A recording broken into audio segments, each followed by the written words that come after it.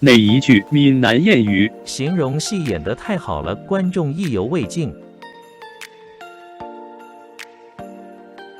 闽南谚语取材于台湾闽南语常用词词典。欢迎乡亲们转发到自己的聊天组群，协助推广咱们的母语。多谢，感恩。闽南谚语做戏的要刷，看戏的唔刷。形容戏演得太好了，观众意犹未尽。谢谢您的观赏，希望您会喜欢我为您制作的影片，请支持我，点击 subscribe， 然后再单击小铃铛，请点击下面观看同一系列的影片。